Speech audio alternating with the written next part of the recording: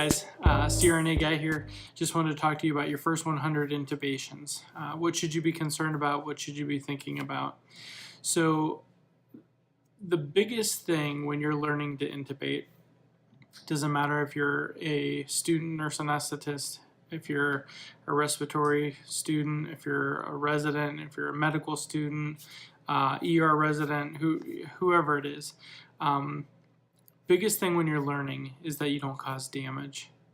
To be honest, most of the people who are watching you intubate, who are teaching you to intubate, they don't care if you even get the tube in or not. They care if you cut the lip, chip a tooth, knock a tooth out.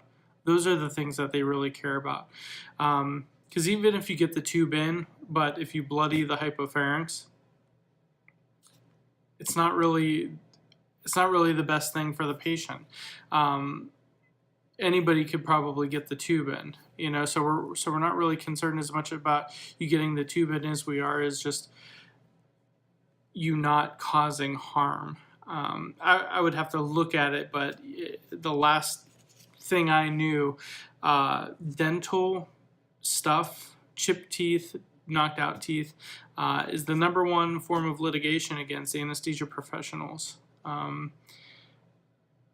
So it's a big deal, and I could probably speak for a lot of other anesthetists. When I do anesthesia, I want it to be as perfect as possible.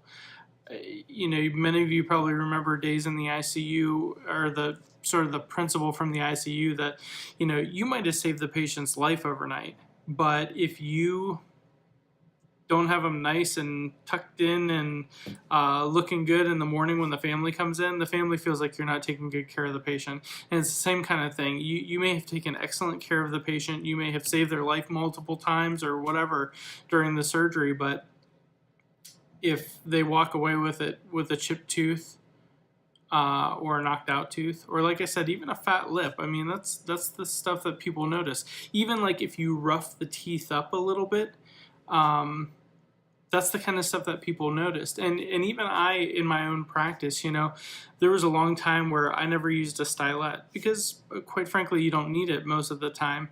And in my head, I'm thinking, well, you know, it's probably a little bit of a cost savings over the years. You know, you figure all those intubations, never using a stylet. But every once in a while, you need one. And I've just found that those are the times when, if I would have just put a stylet in, that would have been one less laryngoscopy and maybe a little less trauma to the airway. Another thing that I've started doing as time has gone on here is, so you know, you guys probably know those little plastic mouth guards that a lot of times we give new students to use. I'm not quite using one of those, but I've been putting just like either an alcohol pad, or one of the facilities I work, they actually make like tape squares to kind of put in front of the upper teeth. And when I was a student, you know, apparently somebody at one time or another lost an alcohol swab down the back of somebody's throat while they were intubating. So they would never let us put alcohol swabs right there. But, and I could see an argument, you know, to not do that as well. It's kind of like an improper use of something. But I've even started just putting something like that, just to block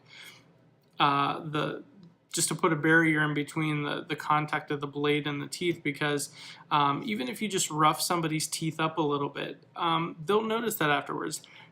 You know, they'll be like rubbing their tongue up against that rough spot on their tooth that they notice now and it was never there before.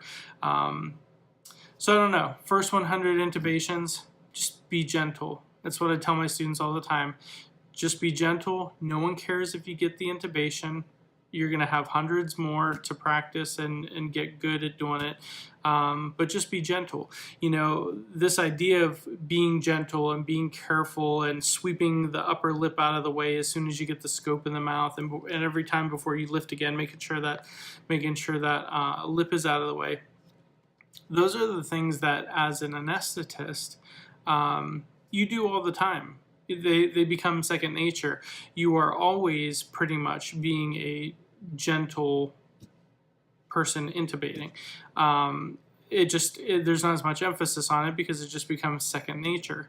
And every once in a while, if you have a difficult airway or you're struggling for a little bit, that's when some of those things fall by the wayside a little bit, and you look up and cut the lip, or the lip's bleeding, or the tongue is bleeding a little bit, or something like that. But so I'm not saying it never happens, once you're kind of out in the world working, but for you right now, the biggest thing is be gentle, gentle, gentle. Don't cause any harm, and I'm sure the people who are watching you intubate, your anesthesiologist, your nurse anesthetist, who are proctoring you, they'll thank you for it, and so will your patients.